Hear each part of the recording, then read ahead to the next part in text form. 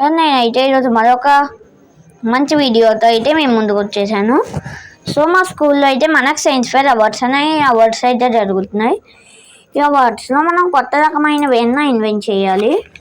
So నేనైతే ఏమి invent చేయదలుచుకున్నాను అంటే నేను ఇన్వెంట్ చేయదలుచుకున్నది నా ఐటెం పేరు వచ్చేసి the bulb which works without electricity లేకుండా బల్బ్ ఎలా వర్క్ చేస్తుందో ఇప్పుడు నేనైతే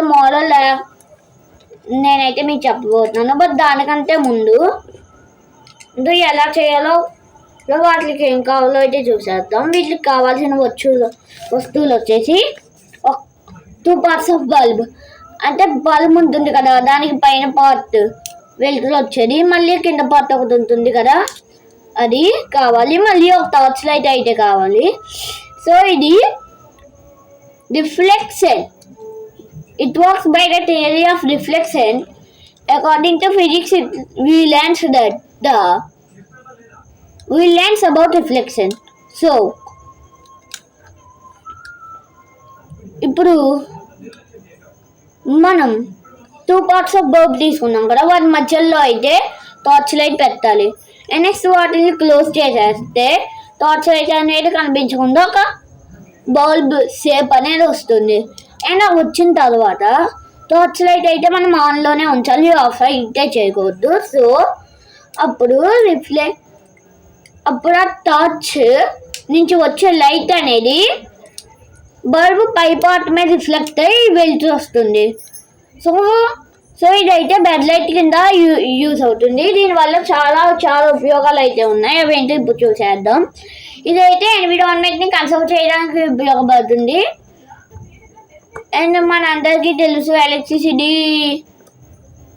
ఎలక్ట్రిసిటీని మనం కాపాడుకోవాలి, ఎక్కువ యూజ్ చేయకూడదు, అవసరమైనప్పుడే యూజ్ చేయాలి అని. సో ఇలాంటి ఇన్వెన్షన్స్ వల్ల ఎలక్ట్రిసిటీ అనేది కన్సర్వ్ అయ్యి ఫ్యూచర్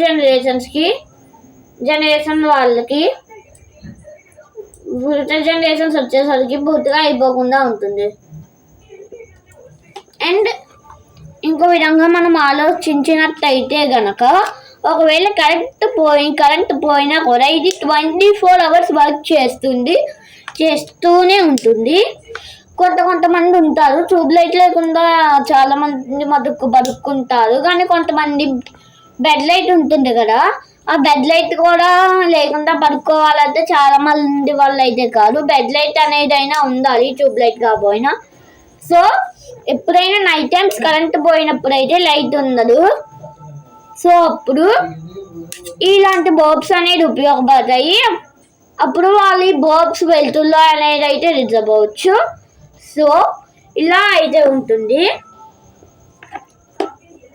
ఇది అయితే ఈ బల్బ్ గురించి నేను చేయబోయే బల్బ్ గురించి పార్ట్ 1 వీడియో, పార్ట్ 2 వీడియో త్వరలోనే వస్తుంది. సో ఈ బల్బ్ అనేది రేపు నేను అయితే చూపిస్తాను. సెలెక్ట్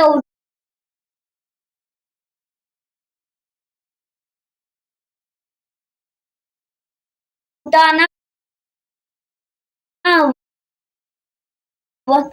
అవునో అయితే చూద్దాం, కానీ నేనైతే కన్ఫర్మ్ తయారు చేస్తాను. మేబీ సెలెక్ట్ అవుతానేమో, లెట్స్ సీ. ప్రస్తుతానికి ఈ వీడియోకి అయితే నేనైతే చాలా వరకు మీకు ఎక్స్ప్లెయిన్ చేసే ఉంటాను ఈ బల్బ్ గురించి. Okay bye.